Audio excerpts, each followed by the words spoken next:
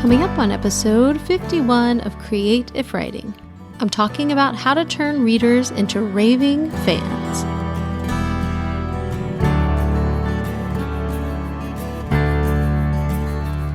I can't go back to sleep, it's almost light.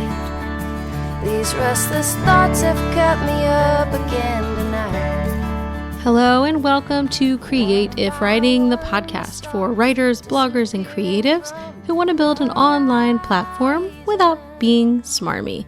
I'm your host, Kirsten Oliphant, and I'm so glad that you're listening today, or tonight, depending on when you're listening. I'm recording this at night, so I don't know if you are someone who gets the feed and checks obsessively like I do on the certain days my favorite podcasts come out. And if that's you, I'm sorry that mine is not usually in the morning, which is what I would like. So hopefully in the fall we can get on that. But summertime, holy mackerel, you're lucky to get a podcast, you guys. But I am here today with not a lot of announcy type things. I just want to dive right into this content because I have a lot of things to say. We have been working on a 4-part series. This is, I guess, the 5th, so it's now a 5-part series on how to find your perfect audience. And this is kind of a bonus because it's not about finding that perfect audience. It's kind of the next step. You're starting to grow an audience. What do you do with them?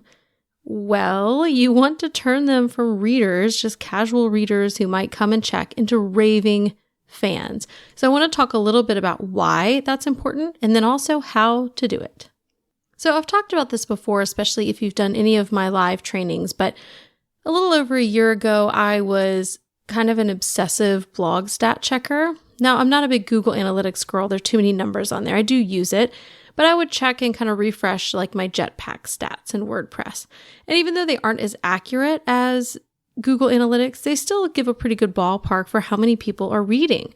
And I would get crazy obsessed with that and just really loved seeing the numbers. And part of the reason is that my blog really grew. I think when I moved to WordPress in 2013, I guess it was, I was averaging maybe 4,000 page views a month. And by the time we hit June of 2015, I was at 100,000 that month, or just over 100,000. And that seemed like such an insurmountable number that I never would have thought I could have gotten to back when I was at like 4,000 a month. 4,000 sounded awesome. Like thousands of people are reading the blog, or hundreds of people.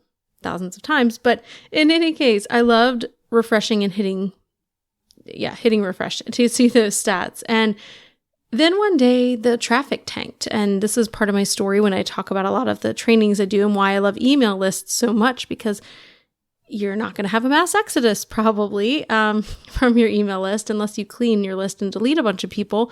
Those numbers kind of stay the same. But from June to July of 2015, my blog page views dropped from 100,000 to 35,000 the next month, which was insane. And I did have a viral post that went live, but what that meant to me was that I didn't properly capture the traffic and keep people coming back. And also, Pinterest was kind of messing with its algorithm again, and it caught me that time. I know this year in January, February, I think they had another change and a lot of people lost traffic. I didn't see a change then, but it just depends on the algorithms, and when they change, you have no control and it changes. So I realized in that moment how fragile page views are, and it turned me off from checking those. I mean, I still do, but rarely now. I do like to see who's reading, where they're coming from, and those things. It's so important to check stats. But in terms of feeling like it really mattered, that changed for me. And instead, what happened is I started going from like a page views to people mindset. And it's not that I didn't care about people before, but there just really is a difference in how you behave and what you're doing if your goal is to try to get those page views up versus trying to connect with your people. So that was a really, big change and kind of a result of my personal blog apocalypse that I had. So why do people matter over page views? And first of all, and it's not just even over page views, but why do people matter? But page views, for one, are fleeting. And even though they can be great if you're trying to make money on your blog, and I don't want to knock trying to grow your blog and grow your reach in that way or grow your numbers, but if you're growing all those numbers and you don't have raving fans, then you're really missing out.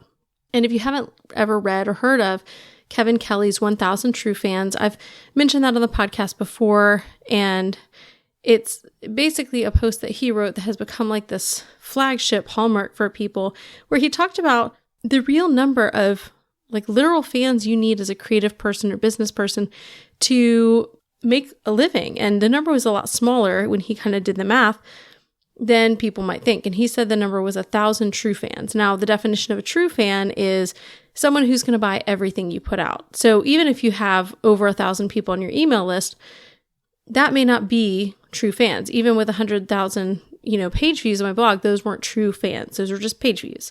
So the goal is maybe then to find those true fans who will want to buy everything you put out.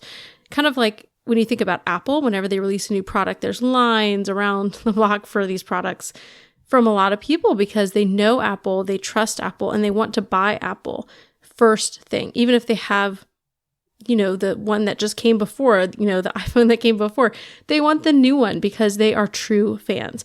So that's something that really matters. And that is how you can support yourself, whether you're trying to make a full-time income, a part-time income, whether you're trying to just provide encouragement to people or do something other than monetary, whatever your goals are, selling books. If you have those true fans, you're going to be able to accomplish whatever those goals are. So that's why it's important. Now, how do we get that? Well, in the last couple of episodes, we talked just about how to do that. In the first Find Your Perfect Audience series, we talked about your why and why that matters, that you need to know that in order to find your perfect people. And then we talked about how to create an ideal reader profile, which is not figuring out who's actually reading, but planning out who you want to read, who your target audience is. And then following that, we looked at who your audience actually is. So the actual people looking at your blog and reading your blog or reading your books and using analytics through your blog, through social media to kind of figure that out. And then last week, in episode 50, we talked about how to go out and find those people and bring them back to your content. So we've kind of done that. And if you want to know more about that or you missed those episodes, I'll link to them in the show notes, but you can find it in the feed. It's the last couple of episodes that we had for the podcast. So let's assume you've started to get some readers. You have some people coming to your blog. You found that perfect audience, and maybe it's big, maybe it's small. These things are things you can do either way. So what I want to talk about are some just simple things that you can do to turn those readers that you have into raving fans. And I want to say this, first of all, kind of as a caveat. And if you want to read this because you like reading versus audio, just so you know, the show notes are going to be at createifwriting.com/051. So the caveat is this may not be your thing, okay? So what I'm about to talk about may be shocking, may be helpful, may be kind of something that you balk at. I'm not sure. I'd be really interested to know. So definitely head over there and leave a comment. All comments are welcome, even if you hate my suggestions for this. And you'll see why you might hate them when I get into them. But this kind of philosophy isn't for everyone, because what I'm going to suggest, it's time intensive, it's labor intensive, it's a lot of work. You may not feel like you're getting the return for it right away. And it's something that I think it's kind of a philosophy that a lot of people maybe don't adopt. And some people do. And I think some of the really great people who have these thriving communities do adopt, if not these actions, ones like them, or they did in the beginning. And as you grow bigger, some of these things may not be possible. But I kind of always say, until I'm Taylor Swift, I'm going to reply to emails. And every so often one falls through the cracks. I see it on my phone and forget to reply and then don't remember when it gets my inbox. But the thing is, until I'm somebody so huge that I can't handle doing some of these things, I'm going to do them. And that doesn't mean I do all of them. And you probably won't want to do all of them. But again, it's a philosophy, and you need to consider whether this is your philosophy, because maybe you want a more hands-off presence. And there are successful bloggers and writers and creative entrepreneurs who have successful businesses without doing these things and without having this personal touch. So this is really for those people who want to make it more personal and take it deeper. And also, I would give a warning that if you are going to stop doing these things once you grow a little bit, you may lose some of those fans who came for these things in the beginning. So this is just troubleshooting. You're going to have to think about that in the long term. Okay, caveats done, let's talk about simple ways to turn readers into raving fans. So the first thing is respond personally until you can't. And as I just mentioned, I like to add in the Taylor Swift bit when I'm doing welcome emails and just telling people, hey, until I'm so huge I don't have time, I'm going to respond if you reply to an email. And I encourage people to reply to my emails. I love it when they do, and I try to always respond, even if it's short or, not in the most timely of manners, if I go back and do it later if I forget. This also includes responding in Facebook threads. I have a really active group on Facebook, and you can find that at createifwriting.com/community. And I try to always jump into conversations there. Now, I may not be the first one because there are definitely hours in the day where I'm not online at all because of the 4 kids that I'm chasing after. And so a lot of times other people speak first, which is great. I love it when the community responds as well. But I do try to at least acknowledge that I've seen the post, like the post, do something so that people know that I'm there, I'm accessible, I'm replying to those things. And so this is a really great strategy until you're too big. But what is too big? And I kind of want to challenge you on that, because I think here's the thing, like a lot of people when they get bigger hire a lot of jobs out, and maybe this is not a job you hire out. Maybe this is something you always do, and then you hire out something else because this needs your personal touch. Again, this isn't for everybody, but I can tell you what a difference it makes and how it changes me. And maybe you've experienced this too. When I have a new blog, new podcast, or somebody that I really like, and I hit reply to an email or something, and you get that automated thing back that's like, attention, your email has been received and something will happen maybe if someone reads this. Sincerely, computer. I mean, and I can't think of the actual wording, but there are ones like that where it's like this automated thing and it's clearly not the person. And then they never, ever respond. And it's like, okay, it just, it doesn't mean I'm not going to read their stuff, but I'm not going to be a raving fan. Versus the people who are really big and important and still take that time, even if it's like a thanks for reading kind of email, they responded. Okay. And so it does make a difference. So consider if this is something you want to do and realize how big of an impact it makes. Another thing you can do is build community for them. And I mentioned the Facebook group, again, createifwriting.com/community. And I'm a little bit, I always mention it on the show and I get more signups every week, but it's kind of scary because I really love the community that we've been building there. And people really do talk to each other. They ask questions. People aren't smarmy and gross and just spamming out the wall with their links and things like that, except when the random person I approve and then they try to sell Ray-Ban sunglasses, whatever. For the most part, it's a really great community. And what I love about it is that, it's not a place, I do share links to the podcast and things I'm doing, but it's not just a place where I go in and drop links. It's not that. It's really a community for that community. It's for the people in it. It does serve me, but I don't just think of it like that. I don't think of it as something that's just about making money or a bottom line or some kind of thing for me. It should work for you, but also it should be for them. And I hope that that's clear. I think that's clear to the people in it.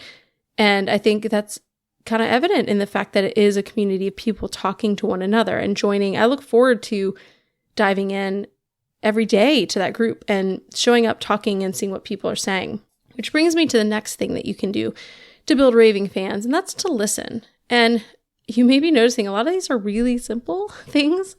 And listening may seem a little weird, especially if you're just starting out growing your readership, because where do you listen to them? So if you have a Facebook group, that's a great place, but not everybody has that. If you have people commenting on your blog, respond back. That shows that you're listening. It's also kind of going back to that response in the first thing. But you can respond to those comments. You can respond to emails. And if people aren't doing those things, make sure there's an invitation there. Join my Facebook group so we can talk. Respond to my blog post and I will comment back every time. Answer this email, hit reply, and I will respond back every time. So let people know that you do that and then actually do it. Another step to this is following back. And people have different views on social media and who you should follow back. And I think each platform is really different in how this works. But I'll take Twitter for an example. Some people will follow every person back that follows them. And I don't think that's a great strategy. I think if they're relevant, sure.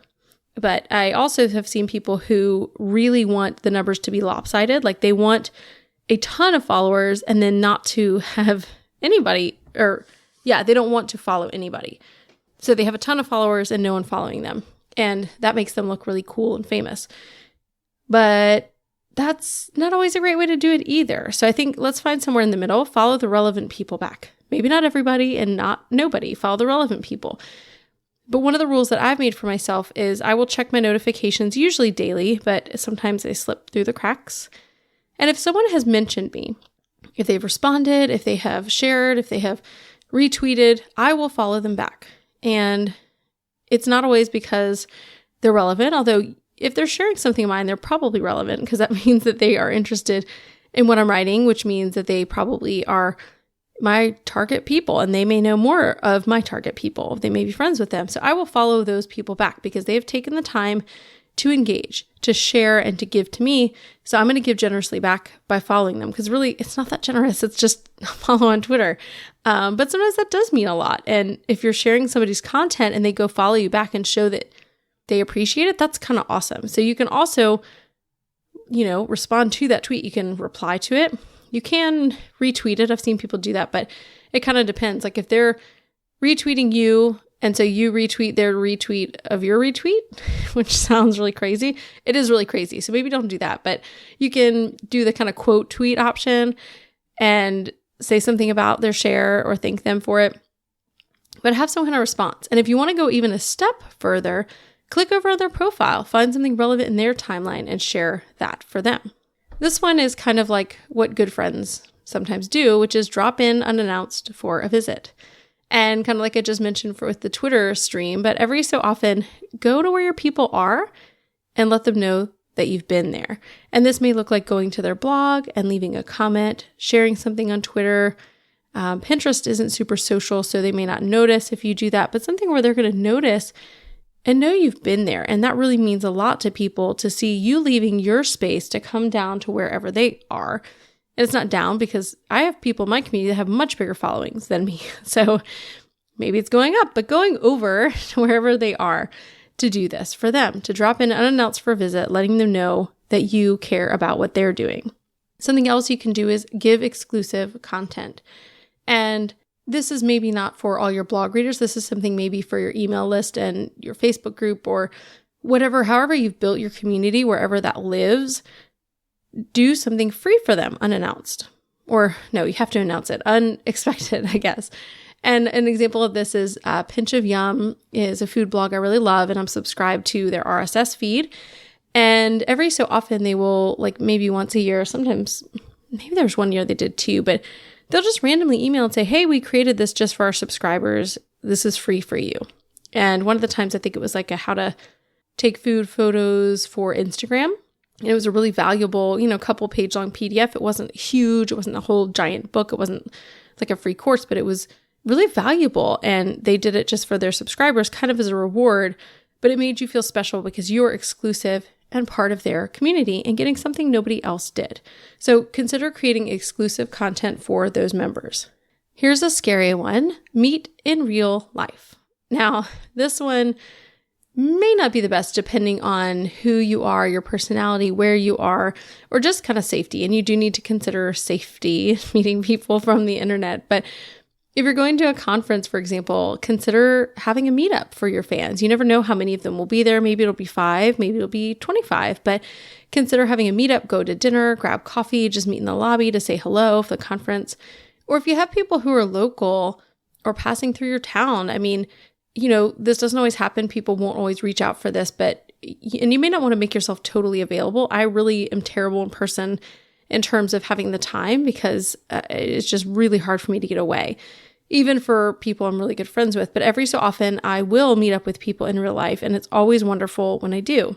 In fact, last week I got to have dinner with Elizabeth Elliott, who is someone new in my community and actually is a friend of my sister-in-law. So we had dinner and talked about platform and writing and all this stuff and online things. And it was really, really fun. And there's just something about meeting in person and getting to actually connect. So again, this may not be for everybody, but it really deepens relationships. And then a last thing that you can do is to let them shine. your readers, not you. Put the spotlight on them. I think being generous is a hallmark of greatness.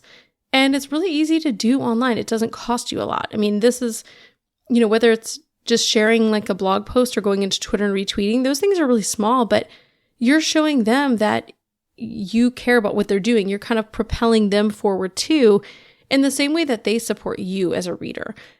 And that's really important. So as an example for this, in March, I got to go to the Smarter Artist Summit in Austin, which was fantastic, and got to meet in person. So speaking of meeting in person, Brian Cohen and Jim Kukral of the Sell More Book Show, which was really fun. And I accidentally crashed a dinner that hopefully I felt like weirdly fangirl, even though I didn't mean to be there. But I was like, I hope they don't think I planned this so that I could just come crash their intimate 3-person dinner that they were having with somebody else. But I did. They invited me and I got to have dinner with them, and it was amazing. And since then, I've actually gotten a couple shout outs on the show, whether it was for leaving a comment on a blog post or from an article that I'd written that they shared.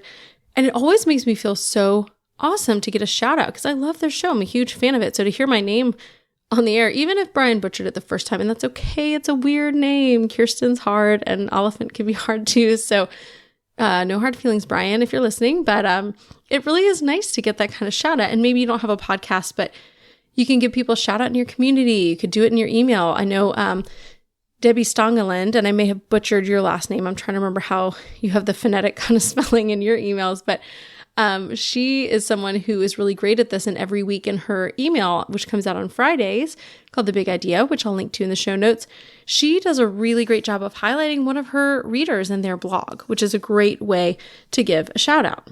So with that in mind, I'm going to give a few shout outs right now before I close out this episode. I've mentioned him before, but Matt McCarrick is someone who is kind of indispensable to me now in the community. And I think that was part of his master plan, was to become someone that I rely on so that I can't get rid of him and he'll just stay around forever, which is fine by me because he's super helpful. He has been helping manage my Facebook community and also doing kind of part-time virtual assistant work for me. He just recently kind of updated all of my podcast episode show note things for me using Libsyn's custom player, which I didn't know was a thing, and everything looked more beautiful and looks really, really fantastic. So he's also provided encouragement and just ideas and kind of feedback for me, which has been great. He has his own podcast called the One Verse Devotional, and it's like a daily 5-day-a-week podcast that's around 5 minutes long, just looking at one verse. So if you're going into work or, whatever it is you're doing kind of in the morning is when I tend to listen to it, but it's a really great way to start off your day with scripture, and it's not long, and it's just a really nice, uplifting, positive listen. So that's one thing you can check, the One Verse Devotional podcast. He's also really great as a virtual assistant and podcast editor. So if you need any of those services, find him, and you can contact him through his website, which I'll link to, but it's thephosphorusproject.com. Another shout out is to Chris Loomis, and she is a fiction writer who just published a book of short stories called Funeral Home Stories, and I got a chance to read a couple of them, and it's really fun. I don't know about you, but just hearing that title, I was like, I must read these. Yes, I want to know funeral home stories. They're not super dark. They have a little bit of lightheartedness to them and hope, but also not really a ton of gothic flair, but a little bit because it's dead bodies and death, and you're kind of dealing with that. So if you want to read some short stories about funeral homes, you can. They're on Amazon now. It's Funeral Home Stories. And again, I'll link to that in the show notes as well. And Rebecca Confino, and I hope I'm getting your name correct, is someone who's been really vocal in the Facebook group lately, especially. And she has a really neat site called Mama Guru, which is focused on mindfulness. And that's something I think a lot of moms, or maybe just people in general, especially, I think we can all use a little bit more mindfulness. So if you're interested in deliberate living and want to consider how you can kind of up your mindfulness and being intentional about your life, her site is a great place to find some free resources and also some books and courses from her.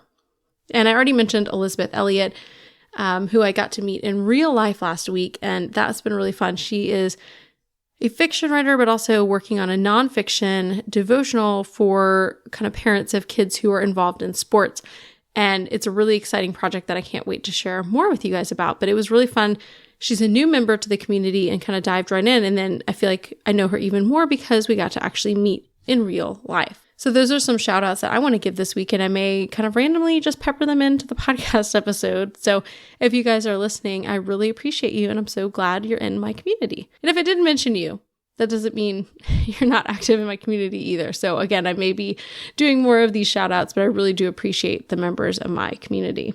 Now, as I finish up, if you guys are listening and kind of like, okay, ain't nobody got time for that, I totally get it, because these things are not quick and easy, and they're not things generally you're going to pawn off on a virtual assistant. Maybe Twitter sharing and things like that you could, but a lot of these are time intensive. They require you being present. They require you acting and taking time out of your schedule and content creation and whatever else you're doing to go where someone else lives, to be generous, to give.